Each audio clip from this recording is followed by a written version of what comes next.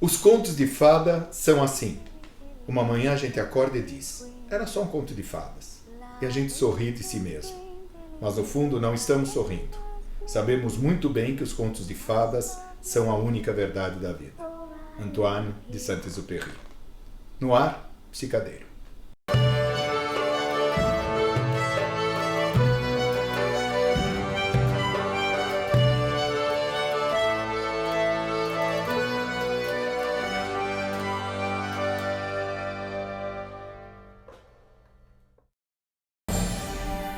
Cinderela.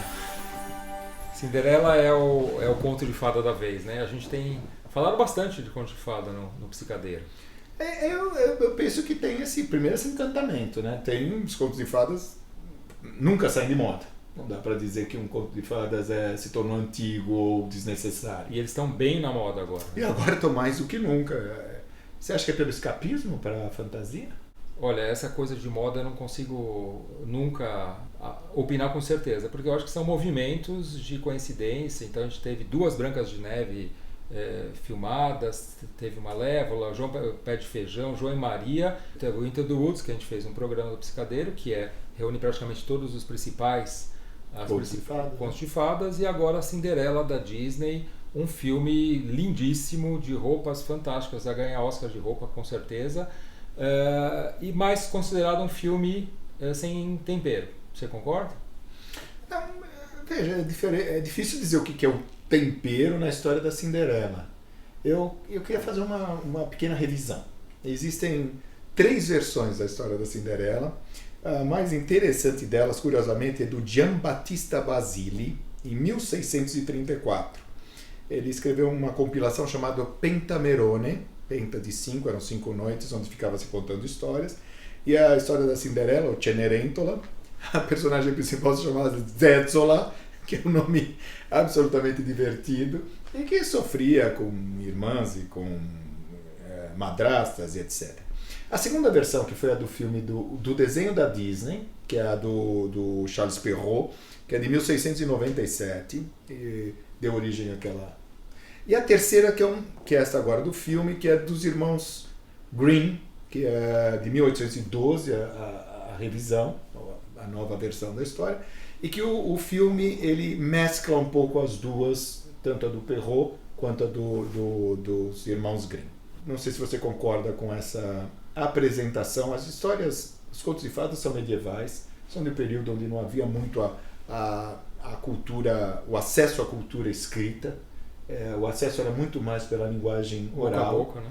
E essa linguagem oral, ela tinha uma tradição onde as histórias de fadas entram, vamos dizer, como a tradição oral mais importante. O que chegou para nós são histórias de fadas, esses contos e tal. E que muitos autores interpretam como metáforas das realidades da vida, principalmente as sexuais. Isso o Bettelheim lá... Bettelheim, eu acho. Bettelheim, é alemão? Bruno Bettelheim. Escreveu um livro, A Psicanálise dos Contos de Fadas, que na verdade é uma compilação, uma reunião de vários, não sei se postulados, várias hipóteses da psicanálise em relação aos contos de fadas. Muito bem fundamentados, né? Ele aborda muito mais pela via da sexualidade. Eu entendo que os contos de fadas tinham a ver com esse coming of the age, de perceber-se amadurecendo. E isto numa época onde a infância não era definida. A infância só foi definida depois da Revolução Industrial Inglesa. Até lá, as crianças eram considerados adultos pequenos. Então iam para o campo trabalhar.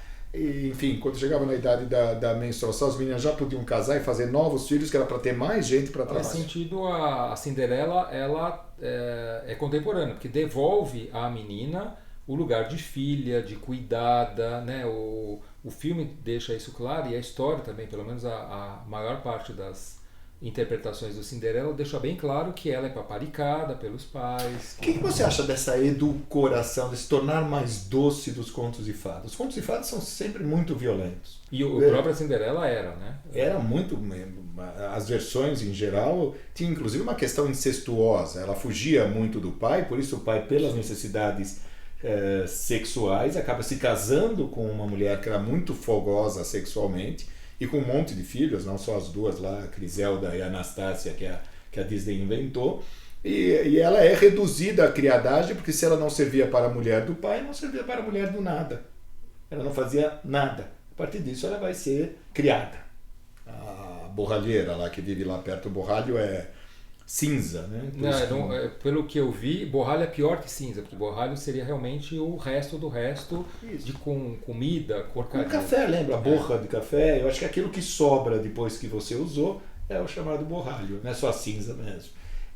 Cinder em inglês vem do cinder, no filme ela se chama Ela, então a Ela das cinzas. Cinderwench. Dirty Ella.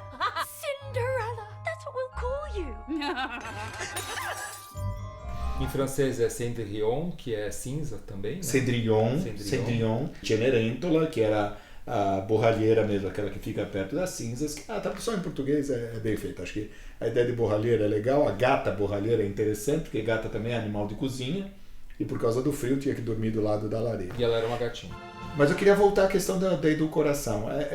Muitos de nós conhecemos as histórias pela Disney. E a Disney, evidentemente, simplifica e torna... Acho que, indubitavelmente, os dois melhores desenhos da Disney para mim são Fantasia e a Branca de Neve. A Branca de Neve, porque por ser o primeiro, talvez seja a mais cruel, a mais correta versão, mais próxima versão. E ainda que eu goste muito de outras histórias, eu penso que esses dois se mantiveram muito autenticamente. Pinóquio é bastante interessante, enfim, ele fuma, acho que já citamos aqui no programa, ele se droga, ele mente, ele gazeteia a escola. Mas você falou da edulcoração e eu estava lendo Bettelheim para o programa e eu me dei conta de uma coisa da Cinderela que é exatamente sobre isso, sobre essa edulcoração, que eu acho que é falsa, eu acho que é uma pegadinha do conto, porque até você me chamou a atenção quando a gente estava conversando antes, que eu coloquei a frase da mãe, né? Seja sempre educada, servil, corajosa e gentil. E eu estava falando o tempo inteiro servil, porque eu me dei conta que servil é o que realmente ela parece no filme, né? Ela parece extremamente servil e foi uma das questões abordadas por pessoas que queriam que a gente fizesse esse programa. Vocês não acham que a Cinderela é muito masoquista? Muitas pessoas perguntavam isso pra gente, né? Que tal fazer um programa para falar sobre essa versão masoquista da Cinderela? Parece que ela se entrega. Eu acredito que ela se entrega porque ela se acha superior. Eu acho que é uma tática dela.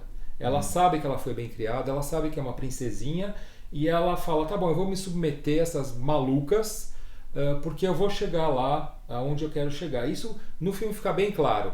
Ela arquiteta o plano de ir no baile e na hora da história do sapatinho, ela fica ali bem quietinha até a hora dela aparecer, que ela aparece com toda a pompa que ela merece. Ou seja, será que ela é tão servil? Será que ela realmente se entrega para esse sadismo da família que a adota? Ou ela sabe muito bem o que ela quer e vai esperar o momento certo para tomar posse do que ela acredita que ela... Que os autores vinculados à psicanálise dizem que ela sabe do momento sexual. Ela sabe do momento em que ela, como objeto sexual, vai poder ocupar o lugar. Portanto, da maturidade. Nos contos originais, os contos escritos, eu acho que tanto no do Perrault quanto dos irmãos Grimm, as irmãs, elas, para tentarem colocar o pé dentro do sapatinho, elas se mutilam. Uma corta o dedão e outra corta o calcanhar. E elas estão indo embora com o príncipe quando o mestre lá fala, está com o pé sangrando, porque um passarinho conta. É curioso o conto de fato. Os animais são muito próximos dela, ela não se comunica com os humanos, porque provavelmente ela é realmente superior, sendo tão bondosa e tal. Com os animais ela se comunica muito bem, os animais acabam sendo... O desenho é singularmente importante nisso, porque no desenho os animais são muito mais protagonistas do que a própria Cinderela, a Madame, o gato lá, o Lúcifer, os ratinhos, que faz parte e tal, o Gus, que faz parte desse mundo da mãe, que a mãe ensina para ela. Sonhe, né? O filme, o Cinderela, começa com ela olhando para o céu e fazendo castelos de nuvens, né? Imaginando coisas com as nuvens, e isso deixa bem claro qual é a tônica do mundo interno da Cinderela. Tem mais uma questão com Cinderela que eu acho que é interessantíssimo da gente citar, que foi aquele livro que se chamou O Complexo de Cinderela, da Colette Dowling, uma mulher, em 1981, que ela dizia literalmente, olha, ela descrevia que apesar dos avanços feministas, muitas mulheres ainda tinham o grande sonho de encontrar o príncipe encantado, se casar e ser feliz para sempre, como na história da Cinderela. Ela, inclusive, um dos capítulos é exatamente, tem 2 títulos curiosíssimos de capítulos que eu ressaltei. Um é A Espera de um Milagre, quer dizer, todas as meninas ficam à espera de um milagre, que é este homem que vai aparecer lá no cavalo branco, o grande príncipe.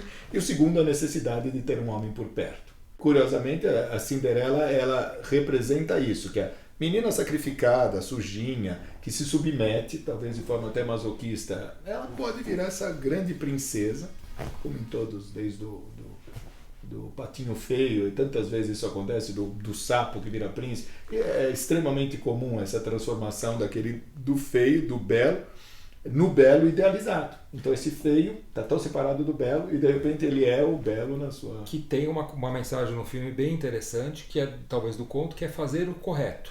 Tanto é que ela perdoa no final do filme e da ópera, que você não citou, achei que você ia citar, já como amante da ópera, que o final da ópera, a Cenerentola, é um perdão. A Cenerentola é uma ópera de Rossini, talvez a segunda mais popular, depois do Barbeiro de Sevilha, e é um tom divertido, efetivamente é irônico e escapa completamente da história original. Ela não tem uma madrasta, ela tem um pai, um papá, é divertidíssimo.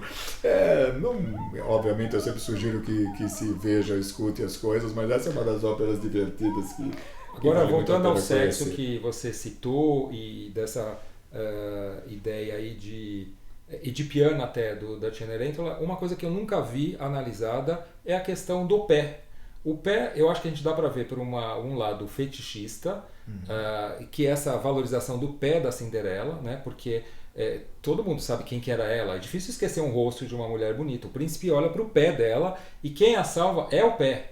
Então acho que tem esse elemento evidentemente fálico, né, na Cinderela, que é essa busca pelo pé perfeito no final do filme de uma mulher, ou seja, é um substituto do pênis, psicanálise selvagem mesmo que eu estou fazendo, mas acho que é uma coisa para a gente pensar.